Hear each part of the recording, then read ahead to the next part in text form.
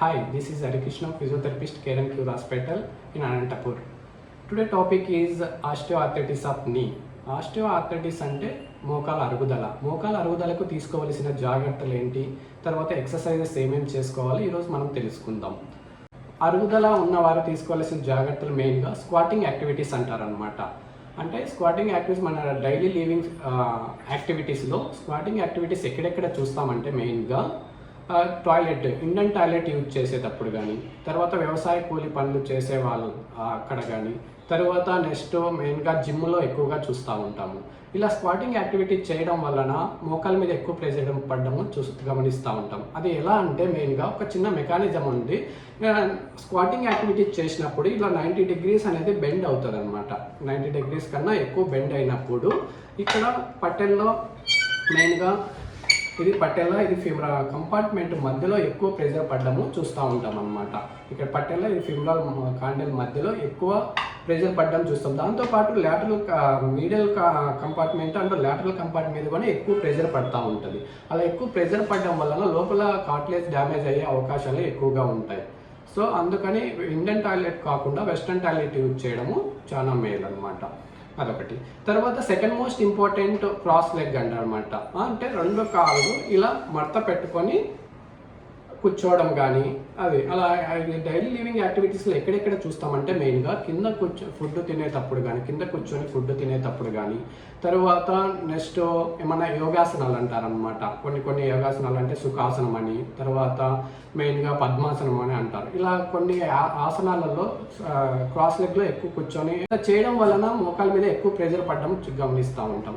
అది ఎలా అంటే మెయిన్గా ఇలా ఉంటుంది కదా, ఆల్రెడీ 90 degrees అనేది బెండ్ అయి ఉంటుంది. దాంతోపాటు క్రాస్ లెగ్లో కూర్చున్నప్పుడు మనము ఇలా ట్విస్ట్ అయ్యే అవకాశాలు ఎక్కువగా ఉంటాయి. ఇలా ట్విస్ట్ అయినప్పుడు ఆ చుట్టుపక్కల ఉన్న కండరాల మీద కానీ, తర్వాత లిగమెంట్స్ కానీ, టెండాన్స్ మీద కానీ, లోపల ఉన్న కార్టిలేజ్ మీద కానీ ఎక్కువ లోడ్ పడి డ్యామేజ్ అయ్యే అవకాశాలు ఎక్కువగా ఉంటాయి. బట్ స్క్వాటింగ్ కన్నా ఇవి క్రాస్ లెగ్ అనేది ఎక్కువ చేయకుండా ఉంటేనే చాలా మేలు అనమాట. ఇది ఒకటి. తర్వాత థర్డ్ మోస్ట్ ఇంపార్టెంట్ ఏమిటంటే మెయిన్గా వాకింగ్ అంటారు. వాకింగ్ అంటే ఆస్టియోఆర్థరైటిస్ అంటే అరుగుదల ఉన్నవారు వాకింగ్ చేయొచ్చా లేదా అని చాలామంది అడుగుతూ ఉంటారు మనకి. అది వాకింగ్ అయితే చేసుకోవచ్చు. వాకింగ్ చేయడం వలన చాలా బెనిఫిట్స్ ఉంటాయన్నమాట మనకి. మెయిన్గా ఇది అరుగుదల ప్రాబ్లంతో కాకుండా వేరే ఏమేమి బెనిఫిట్స్ అంటే మెయిన్గా రెస్పిరేటరీ రేట్ కానీ, లేదా కార్డియోవాస్కులర్ ఎండ్యూరెన్స్ కానీ, తర్వాత బోన్ స్ట్రెంత్ కానీ, మజిల్ స్ట్రెంత్ కానీ, తర్వాత డైజెషన్ ప్రాబ్లం ఏమన్నా ఉన్నా తగ్గుతుంది వాకింగ్ చేయడం వల్ల. తర్వాత స్లీపింగ్ అనమాట, అంటే బాగా నిద్రపోవడానికి కూడా బాగా ఈజీగా ఉంటుంది అనమాట. ఇలాంటి బెనిఫిట్స్ అనేది వాకింగ్ చేయడం వల్ల. తర్వాత కొన్ని ఆర్టికల్స్లో అయితే సైనోవెల్ ఫ్లూయిడ్ అంటారు అనమాట. జెల్లు వంటి గుజ్జు వంటి పదార్థం అంటారు కదా, అవి కూడా ఎక్కువ ప్రొడ్యూస్ అవుతుందని కొన్ని ఆర్టికల్స్లో కూడా చూస్తూ ఉంటాం అనమాట వాకింగ్ చేయడం వల్ల. కాబట్టి వాకింగ్ అయితే స్టాప్ చేయకండి. కాకపోతే కెల్విన్ లారెన్స్ క్లాసిఫికేషన్ ప్రకారము మనకి 4 స్టేజెస్గా ఆస్టియోఆర్థరైటిస్ ఉంటుంది అనమాట. అది first stage, second stage, third, fourth stage అని. ఫస్ట్ సెకండ్ స్టేజ్ ఉన్నవారు మాత్రము వాకింగ్ లైట్ జాగింగ్ చేసుకోవచ్చు. కాకపోతే థర్డ్ ఫోర్త్ స్టేజ్ ఉన్నవారు వాకింగ్ వరకే చేసుకోవాలి. జాగింగ్ కానీ, తర్వాత రన్నింగ్ కానీ అట్లాంటి యాక్టివిటీస్ అనేది పూర్తిగా అవాయిడ్ చేయాలి. తర్వాత వాకింగ్ చేసేటప్పుడు మెయిన్గా ఎక్కువ సిమెంట్ రోడ్డు మీద కానీ, తార్ రోడ్డు మీద కానీ ఎక్కువ వాక్ చేయకూడదు. ఓన్లీ మట్టి రోడ్లో కానీ, గ్రౌండ్లో మాత్రమే వాక్ చేయడం చూసుకోవాలి. వాకింగ్ చేసేటప్పుడు మెయిన్గా ఫుట్వేర్ మాడిఫికేషన్ అనేది చాలా ఇంపార్టెంట్. ఫుట్వేర్ మాడిఫికేషన్ అంటే మెయిన్గా హై హీల్స్ వేసుకొని నడచడం కానీ, లేదా హార్డ్గా ఉన్న చెప్పులు వేసుకొని నడచడం కానీ, ఇలా చేయడం వలన మోకాల మీద ఎక్కువ లోడ్ పడడం చూస్తూ ఉంటాము. సో మెయిన్గా చెప్పులు అనేటివి కొంచెం ఫ్లాట్గా ఉండేటివి, మెత్త చెప్పులు వేసుకొని నడచడము. షూ వాడుతుంటే షూ కొంచెం కుషనింగ్ ఉండేటివి, కొంచెం బ్రాండెడ్ షూస్ వేసుకొని నడచడం వలన ఎక్కువ లోడ్ పడకుండా ఉండడం చూస్తూ ఉంటాము. ఈ విధంగా వాకింగ్ అనేది చేసుకోవడం వల్ల. తర్వాత వాకింగ్ చేసేటప్పుడు ఒక 400 meters లేదా 800 meters వాక్ చేసిన తర్వాత ఒక 2 to 3 minutes అనేది గ్యాప్ ఇవ్వడం మంచిది. ఎందుకు గ్యాప్ ఇవ్వాలంటే ఎక్కువ కంటిన్యూగా చేయడం వలన మన బాడీ ప్రెషర్ అనేది మోకాల మీద ఎక్కువ లోడ్ పడుతూ ఉంటుంది. సో ఎక్కువ నొప్పి రావడం అవకాశాలు ఎక్కువగా ఉంటాయి. సో కాబట్టి కొంచెం గ్యాప్ ఇచ్చి చేసుకోవడం వలన మోకాల మీద ఎక్కువ ప్రెషర్ పడకుండా ఉంటుంది.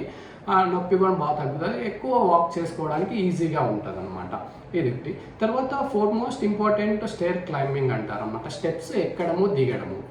స్టెప్స్ ఎక్కేటప్పుడు లోడ్ పడుతుంది, దిగేటప్పుడు లోడ్ పడుతూ ఉంటుంది అనమాట మోకాల మీద.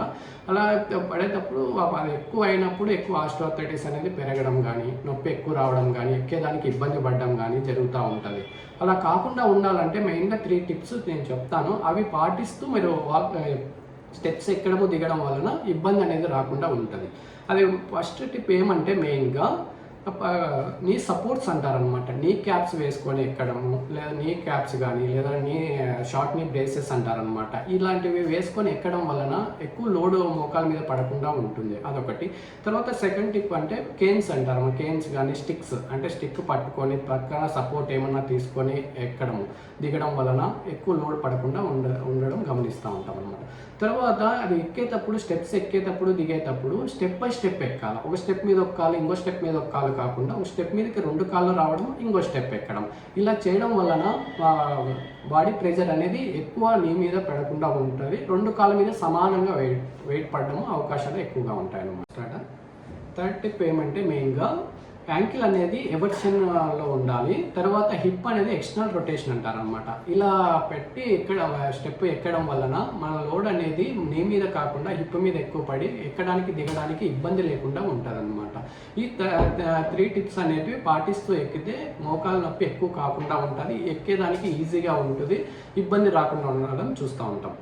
సో ఇవి. తర్వాత ఎప్పుడన్నా సడన్గా ఎక్కువ నొప్పి అనిపిస్తూ ఉంది, ఇబ్బంది అనిపిస్తూ ఉంది, నాకు అప్పటికప్పుడు టెంపరీగా కొంచెము నొప్పి రిలీఫ్ రావాలి అంటే మాత్రము ఐస్ అంటారు కదా, ఇంట్లో ఫ్రిడ్జ్లో ఐస్ కానీ, లేదా ఐస్ ప్యాక్ కానీ, లేదా హీట్ ప్యాక్ కానీ అప్లై చేయడం వలన నొప్పి అప్పటికప్పుడు కొంచెం నొప్పి తగ్గుతుంది. చిన్న చిన్న యాక్టివిటీస్ ఏమన్నా చేసుకోవడానికి ఇబ్బంది లేకుండా ఉంటుంది అనమాట.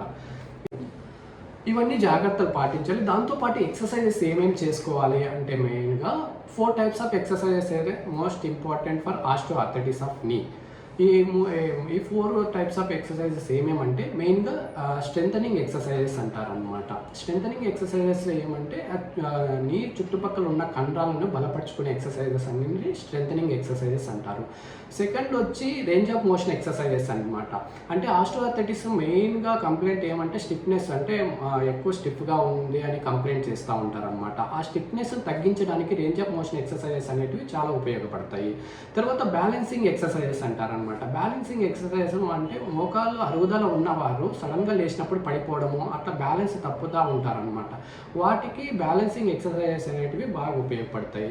తర్వాత ఫ్లెక్సిబిలిటీ ఎక్సర్సైజెస్ అంటారు, వీటిని ఏరోబిక్ ఎక్సర్సైజెస్ అంటారు. ఏరోబిక్ ఎక్సర్సైజెస్ అంటే మెయిన్గా వచ్చేది వాకింగ్ కానీ, జాయింగ్ కానీ, సైక్లింగ్ కానీ, స్విమ్మింగ్ కానీ ఇలాంటివి చేసుకోవడం వలన మోకాళ్ళ నొప్పి తగ్గుతుంది. అట్ ఏ టైము ఫ్లెక్సిబిలిటీ అనేది పెరగడానికి అవకాశాలు ఎక్కువ. ఆస్టియోఆర్థరైటిస్ అంటే మోకాళ్ళ అరుగుదల ఉన్నవారు స్లీపింగ్ పొజిషన్స్ ఎలా ఉండాలనేటివి ఇప్పుడు తెలుసుకుందాం. మెయిన్గా స్లీపింగ్ పొజిషన్ అంటే ప్రోన్ పొజిషన్ అనేది పూర్తిగా అవాయిడ్ చేయడము మంచిది. ఎందుకంటే ప్రోన్ పొజిషన్లో పనుకున్నప్పుడు మోకాళ్ళ మీద ఎక్కువ ప్రెషర్ పడడము గమనిస్తూ ఉంటాము. తర్వాత సుపైన్ లైన్ పొజిషన్ అనేది బెస్ట్ పొజిషన్ ఆఫ్ ఆస్టియోఆర్థరైటిస్. మెయిన్గా సుపైన్ లైన్ పొజిషన్ ఎక్కువ ప్రిఫర్ చేస్తేనే మేలు. తర్వాత సైడ్ లయింగ్ అంటారనమాట. సైడ్ లయింగ్లో పనుకున్నప్పుడు కూడా ఎక్కువ ప్రెషర్ పడుతుంది. అలా ప్రెషర్ పడకుండా ఉండాలంటే పిల్లో ప్లేస్మెంట్స్ అనేది చాలా ఇంపార్టెంట్ అనమాట. ఇట్లా సైడ్కి పనుకున్నప్పుడు 2 మోకాళ్ళ మధ్యలో ఒక దిండు పెట్టుకొని పనుకోవడం వలన 2 మోకాళ్ళ మధ్య ఎక్కువ ప్రెషర్ పడకుండా ఇబ్బంది లేకుండా ఉంటుంది అనమాట.